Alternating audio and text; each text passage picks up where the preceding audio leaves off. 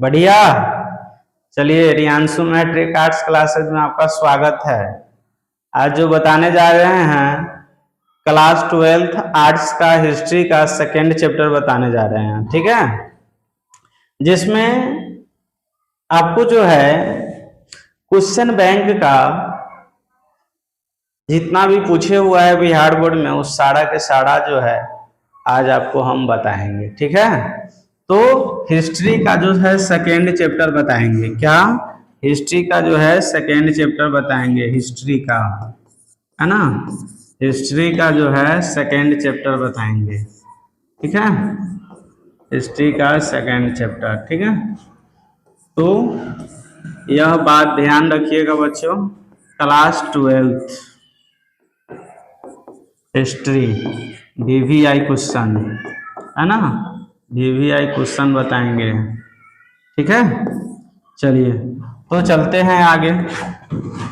तो देखिए बच्चों, यहाँ पर दिया हुआ है कि कह रहा है कि 16 महाजन पदों में सबसे शक्तिशाली महाजन पद कौन था, है ना। क्या दिया है कि 16 महाजन पदों में सबसे शक्तिशाली महाजन पद जो है कौन था, है ना। तो आज जो है चलिए आपको बता रहे हैं, आपको बहुत अच्छा से बताएंगे, सिर्फ आप ध्यान देते रहिए, ठीक है।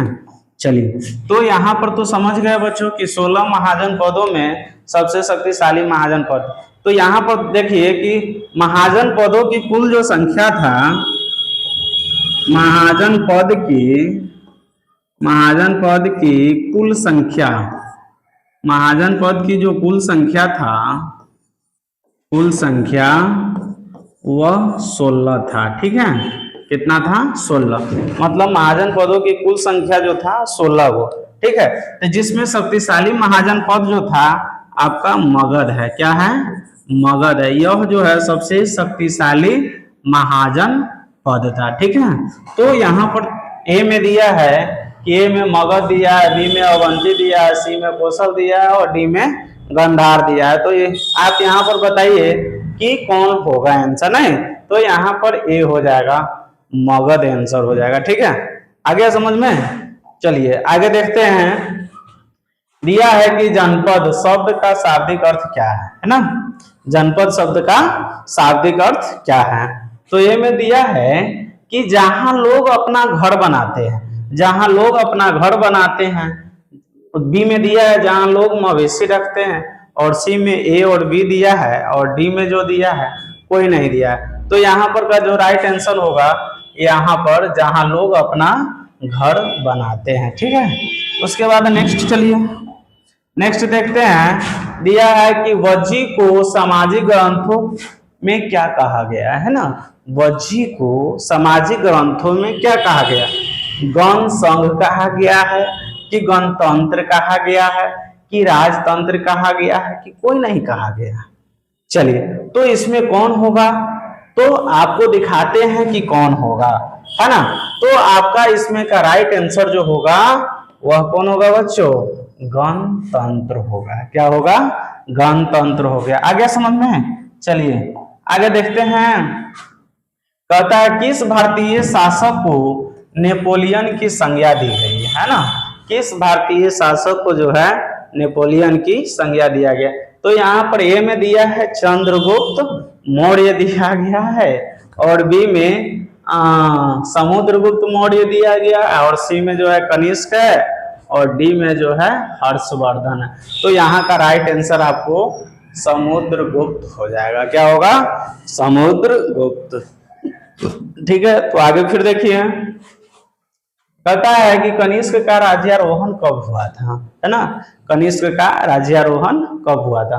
तो ए में जो है 78 ईस्वी दिया है, 48 ईस्वी दिया है, बी में 78 ईस्वी दिया है, सी में 88 ईस्वी दिया है, और डी में 98 ईस्वी दिया। तो इसमें का राइट आंसर क्या होगा बताइए? आप सब बताइए फटफट, जल्दी जल्दी। क्या होगा? तो 48 ईस्वी होगा। नहीं, क्या होगा? 78 ईस्वी होगा मेरे बच्चों। क्या होगा? 78 ईस्वी हो जाएगा, ठीक है ना। क्या होगा? 78 ईस्वी होगा, ठीक है। चलिए आगे चलते हैं। कहा गया है यहाँ पर कि प्राचीन भारत में, है ना, प्राचीन भारत में धर्म की शुरुआत किस शासक ने की थी, है ना। प्राचीन भारत में जो है धर्म की शुरुआत जो है किस शासक ने किया था। तो यहाँ पर देखिए ए में दिया गया है चंद्रगुप्त मौर्य, और बी में दिया है चंद्रगुप्त द्वितीय, और सी में दिया है अशोक, और डी में दिया है कनिष्क। तो देखिए धर्म की जो शुरुआत किया था वह अशोक किए हुआ है ना। धर्म की शुरुआत जो है, धर्म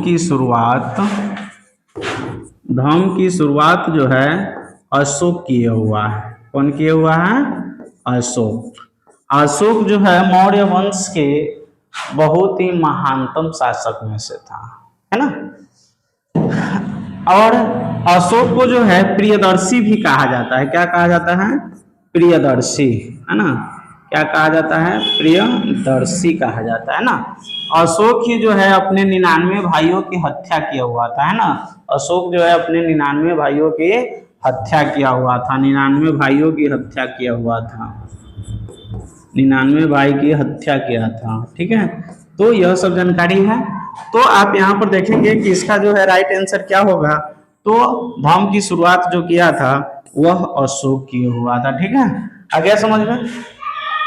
चलिए आगे देखते हैं। कहा जाता है कि गुप्त वंश के किस शासक को, गुप्त वंश के किस शासक को जो है भारत का नेपोलियन कहा जाता है ना। गुप्त वंश के किस शासक को भारत का नेपोलियन कहा जाता है। तो यहाँ पर चंद्रगुप्त दिया है, समुद्रगुप्त दिया है, स्कंदगुप्त दिया है, और कुमारगुप्त दिया है। तो इसमें से क्या होगा? तो यहाँ पर देखिए क्या होगा। तो यहाँ पर आपका जो है गुप्त वंश के किस शासक को भारत का नेपोलियन कहा जाता है।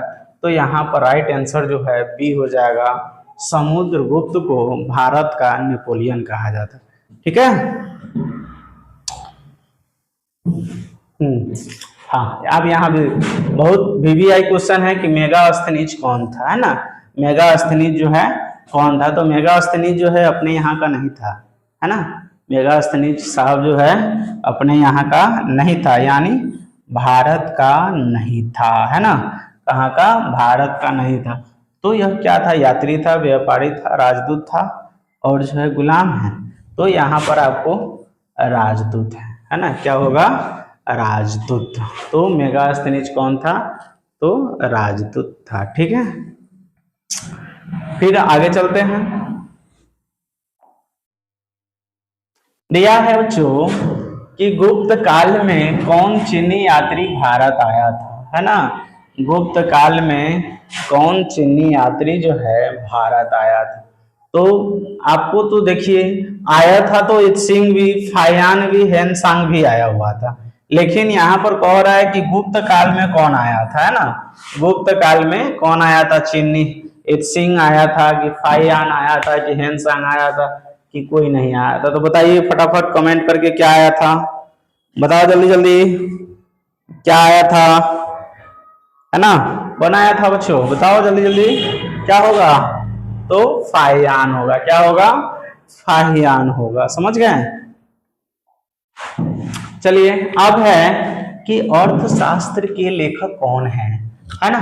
अर्थशास्त्र के लेखक कौन है? तो अर्थशास्त्र के लेखक जो है आपको वाल्मीकि होगा, कि मनु होगा, कि कौटिल्य होगा, कि वेद व्यास होगा। तो आप यहाँ पर समझिए, तो वाल्मीकि जो लिखे हुआ है वह भाई रामायण लिखा हुआ है।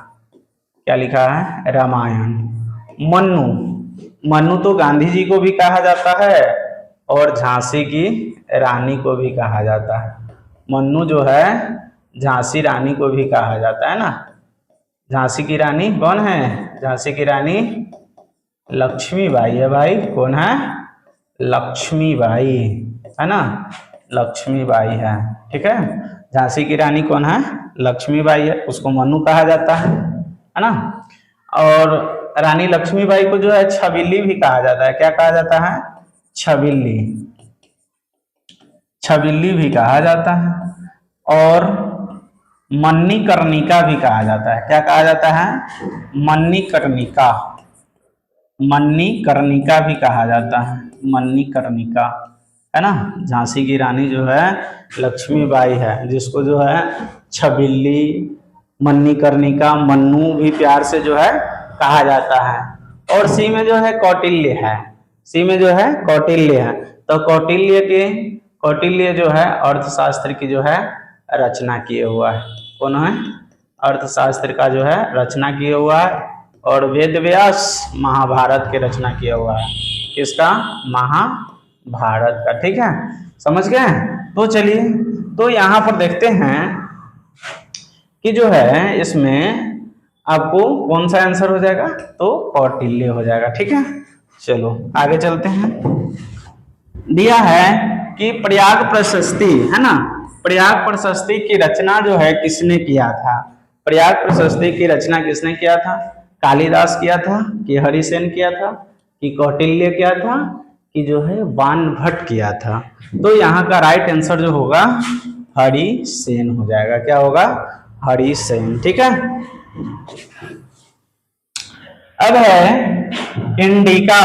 इंडिका किसका यात्रा वृत्तांत है ना? इंडिका जो है किसका यात्रा वृत्तांत है? जो मतलब यात्रा वृत्तांत किसको कहते हैं? जो कहीं घूमने जाता है तो वहां पर जो उसके बारे में जो लेख लिखता है वह जो है उसका यात्रा वृत्तांत हो जाता है। ठीक है, तो कभी कभी जो है बाहर भी घूमना चाहिए, क्योंकि बाहरी नॉलेज भी बहुत ज्यादा जरूरी होता है ना, और वो कभी जो है भूलिएगा नहीं। तो यहाँ पर देखिए इंडिका किसकी रचना है? मेगास्थनीज का होगा कि फाहियान का होगा कि हेनसांग का होगा कि अलबरूनी का होगा? तो इसका इंडिका की जो रचना किया हुआ है, इंडिका की जो रचना किया हुआ है वह कौन किया है बच्चों? बताओ कौन किया है? तो राइट आंसर क्या होगा? मेगास्थनीज हो जाएगा, है ना?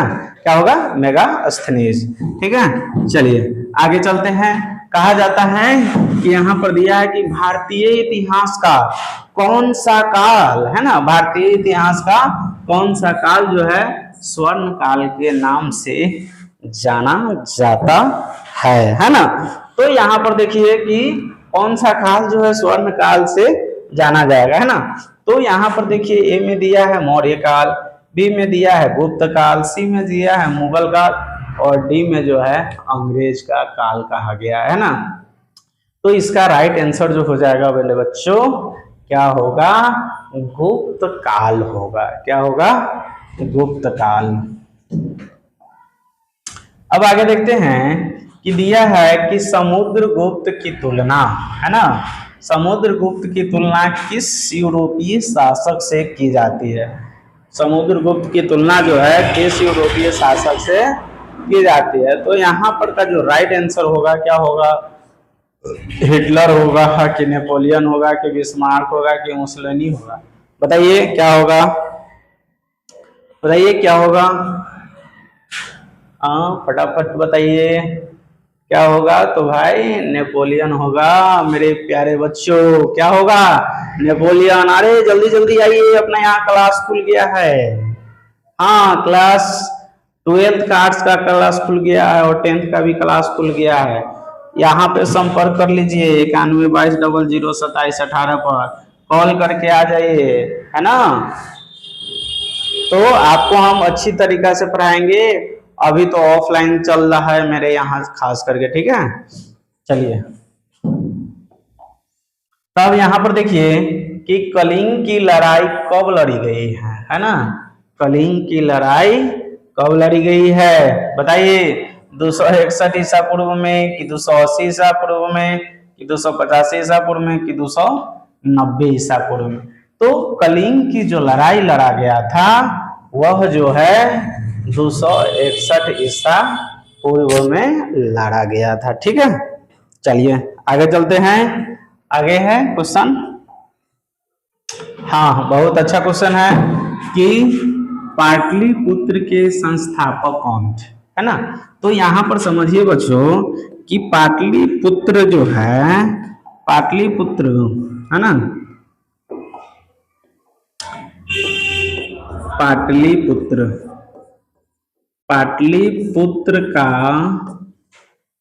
पाटलिपुत्र जो है पटना का जो है ना, पटना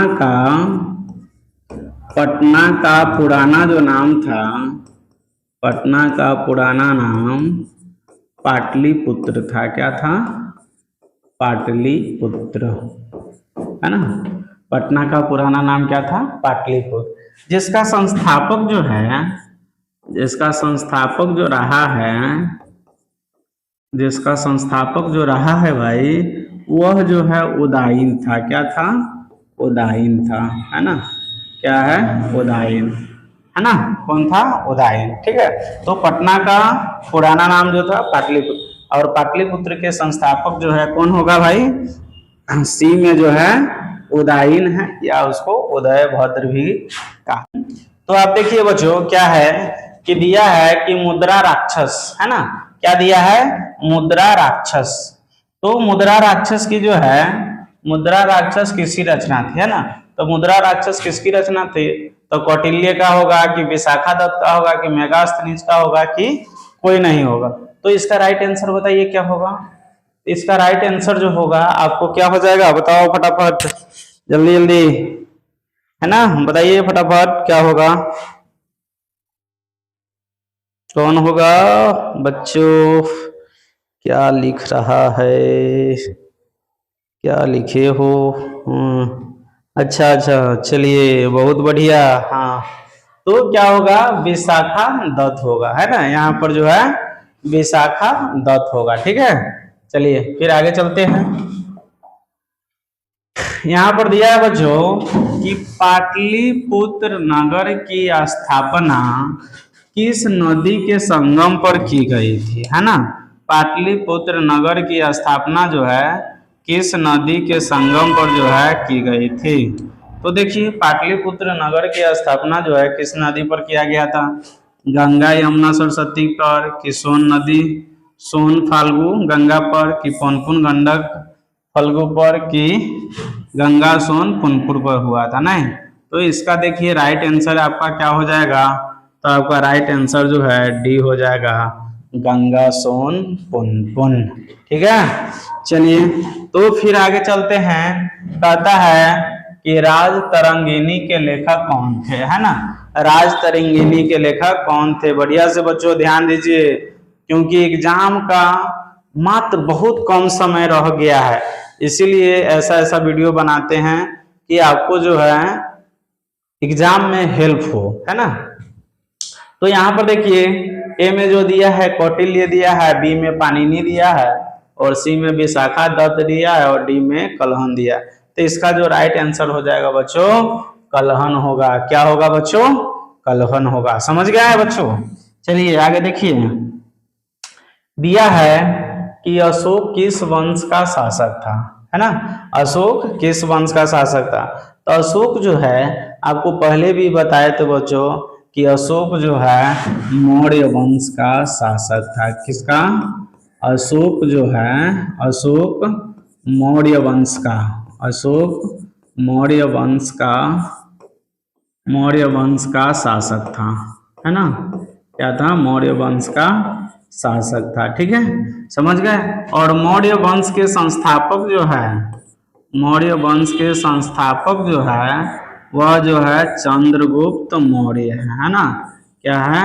चंद्रगुप्त मौर्य है, चंद्रगुप्त मौर्य है। ठीक है, आ गया समझ में? तो मौर्य वंश के संस्थापक पूछे तो चंद्रगुप्त मौर्य है ना। और ऐसे जो है अशोक किस वंश का था? तो मौर्य वंश के था। तो इसका राइट आंसर क्या हो जाएगा बच्चों? मौर्य वंश, जो बी में है। आ गया समझ में? चलिए आगे चलते हैं। ठीक है, अब दिया है कि मौर्य साम्राज्य का प्रथम शासक कौन था। फिर वही बात कि मौर्य, आप जो संस्थापक होगा वही जो है उसका क्या होगा? शासक हो जाएगा। तो यहाँ पर देखिए मौर्य वंश का प्रथम शासक कौन था? तो यहाँ पर राइट आंसर जो हो जाएगा चंद्रगुप्त मौर्य था। कौन था? चंद्रगुप्त मौर्य। ठीक है, चलते हैं नेक्स्ट। लिखा है बच्चों कि अंगुत्तर निकाय के अनुसार, अंगुत्तर निकाय के अनुसार महाजन पदों की संख्या कितनी थी, है ना। इसमें 8 था कि 16 था कि 32 है कि 64 है ना। तो यहाँ पर समझिए, यहाँ पर महाजन पदों की संख्या कह रहा, तो हमने शुरू में ही बता दिया था बच्चों कि महाजन पदों की संख्या जो होता है, महाजन पदों की संख्या जो होता है 16 होता है। और सबसे शक्तिशाली महाजनपद जो होता है, सबसे शक्तिशाली महाजनपद वह कौन है? सबसे शक्तिशाली महाजनपद जो है ना, महाजनपद वह है मगध। कौन है? मगध, है ना, समझ गए। तो महाजनपदों की संख्या जो है 16 है और सबसे शक्तिशाली महाजनपद जो है मगध है। लेकिन यहाँ पर जो है महाजनपदों की संख्या पूछ रहा है, तो बच्चों क्या होगा? 16 हो जाएगा। आ गया समझ में? हाँ, अब यहाँ पर आइए, मगध साम्राज्य की स्थापना किसने की थी? है ना, क्या दिया है? मगध साम्राज्य की स्थापना जो है किसने की थी? हाँ, तो आप बताइए बच्चों कि मगध साम्राज्य की स्थापना कौन किया था? बिंबिसार किया था, कि अजातशत्रु किया था, कि उदयन किया था, कि जो है नगद शक किया था, है ना। तो जो है आपका जो है यहाँ पर जो है मगध साम्राज्य के जो संस्थापक है, बताइए कमेंट करके, बताइए क्या लिख रहे हैं, पता नहीं चल रहा है क्या लिखे हो। राइट आंसर क्या होगा? बिंबिसार होगा, है ना, क्या होगा? बिंबिसार होगा। समझ गए? चलिए आगे देखेंगे। चंद्रगुप्त मौर्य, चंद्रगुप्त मौर्य का शासन काल क्या था? है ना, चंद्रगुप्त मौर्य का शासन काल क्या था? तो यहाँ पर देखिए इसका जो राइट आंसर होगा वह 323 से 298 ईसा पूर्व हो जाएगा। अब देखिए त्रिपिटक, त्रिपिटक किस धर्म का साहित्य है? तो यहाँ पर समझिए पहले त्रिपिटक का अर्थ क्या होता है।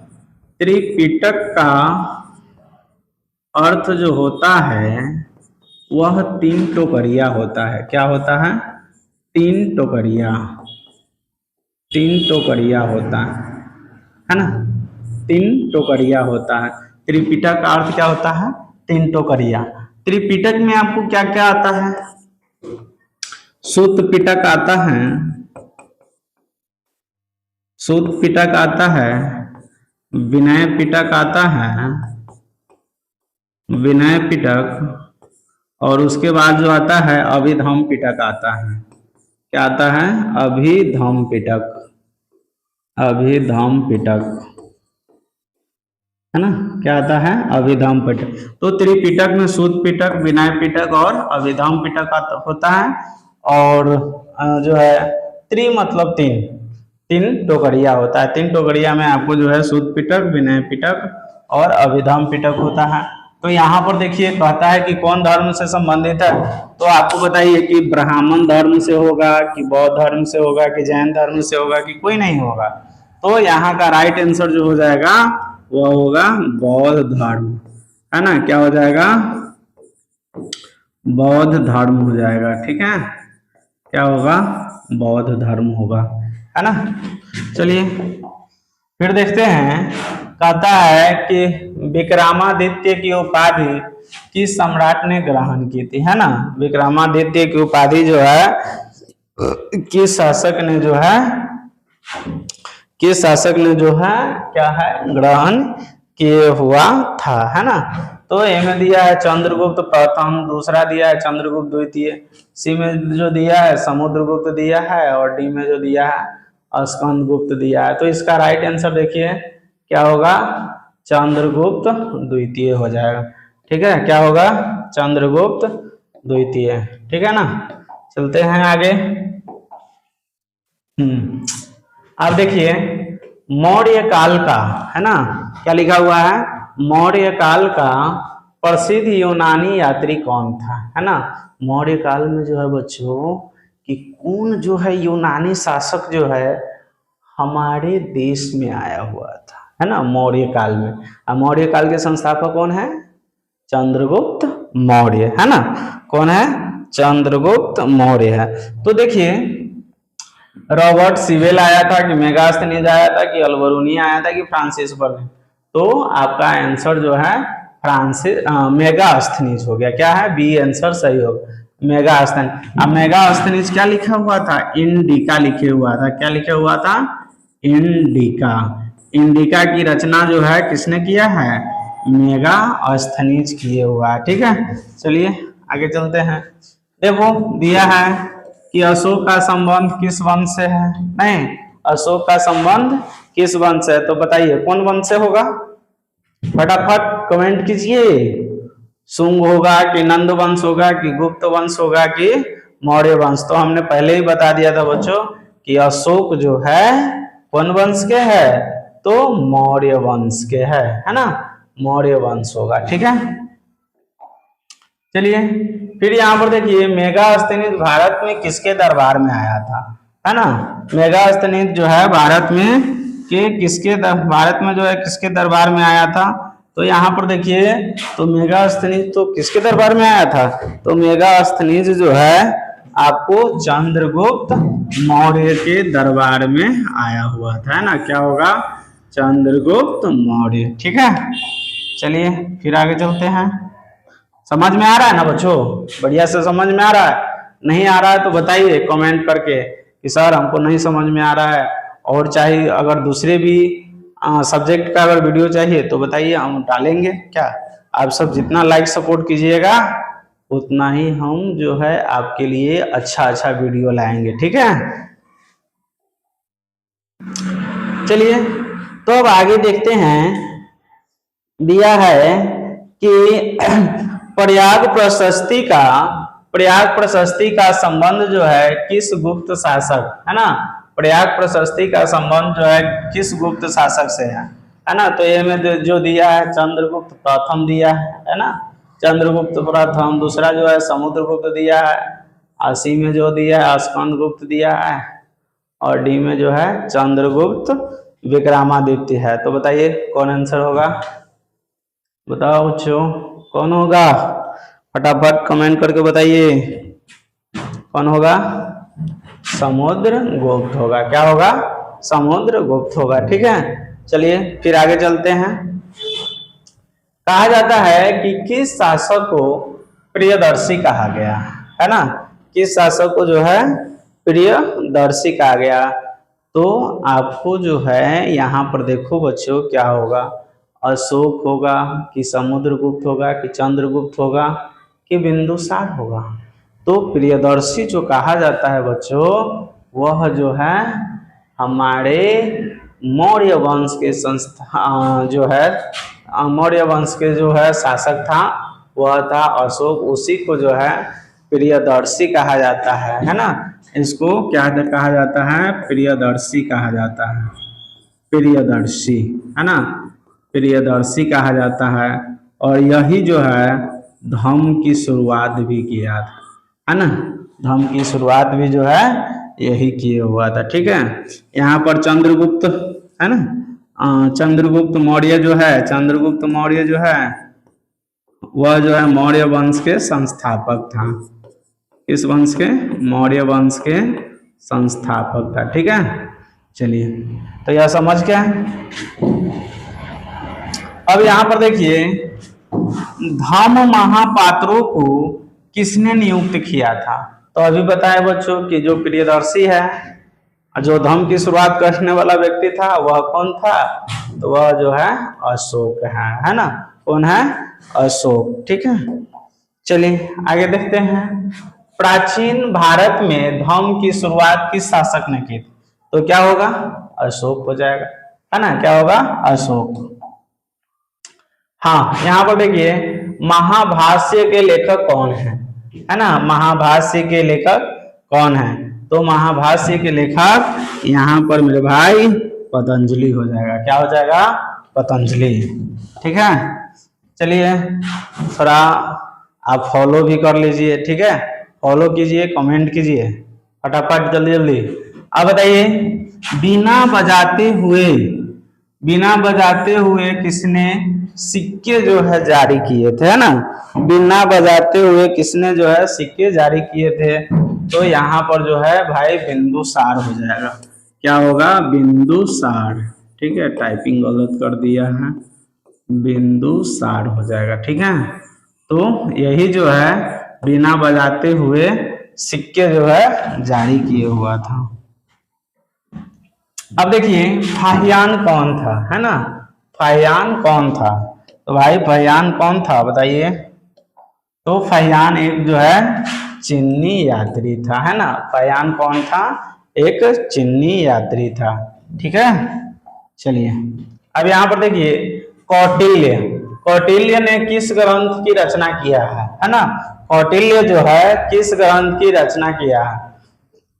तो यहाँ पर जो है इंडिका के तो रचनाकार कौन है, मेगास्थनीज है। क्या है, मेगास्थनीज है। लेकिन हमको यहाँ पर जो है कौटिल्य के बारे में पूछ रहा है, तो कौटिल्य का जो है आंसर जो है यह होगा। अर्थशास्त्र के लेखक जो है कौटिल्य है। क्या है, कौटिल्य, है ना, कौटिल्य है, ठीक है। चलिए अब फिर आगे देखते हैं कादम्बरी। कादम्बरी के लेखक कौन है ना। कादम्बरी के लेखक जो है कौन है, तो कादम्बरी के लेखक जो है कौन होगा। ए में कालिदास दिया है बच्चों, बी में कौटिल्य दिया है, सी में बाणभट्ट दिया है, डी में अश्वघोष दिया है। तो बताओ कौन होगा, कौन होगा बताइए। तो यहाँ पर देखिए कौन होगा भाई, बाणभट्ट होगा। कौन होगा, बाणभट्ट। बाणभट्ट ऐसे लिखाएगा, बाणभट्ट, है ना, बाणभट्ट, ठीक है। तो कादम्बरी के लेखक जो है बाणभट्ट है। उसके बाद देखिए कि किस ग्रंथ में 16 महाजन पदों का उल्लेख मिलता है ना। किस पद में जो है, किस ग्रंथ में जो है 16 महाजन पदों का जो है उल्लेख मिलता है। तो इसमें ए में अंगुत्तर निकाय दिया है, बी में भगवती सूत्र दिया है, सी में दोनों दिया है, डी में जो है महावंश दिया है। तो बताइए कौन होगा बताइए। तो इसमें ए और बी सही होगा। क्या होगा, ए और बी सही होगा बच्चों, है ना। क्या होगा, ए और बी, मतलब अंगुत्तर निकाय भी होगा और भगवती सूत्र भी होगा। अब है कि कौशल महाजन पद किस नदी के किनारे स्थित था, है ना। कौशल महाजन पद जो है किस नदी के किनारे स्थित था। तो ए में जो है गंगा दिया है, बी में जो है यमुना दिया है, सी में सरयू दिया है और डी में गंडक दिया है। तो इसका राइट आंसर जो हो जाएगा वह होगा सरयू। क्या होगा, सरयू हो जाएगा सही, ठीक है। चलिए आगे चलते हैं, ठीक है। तो आप समझ गए बच्चों।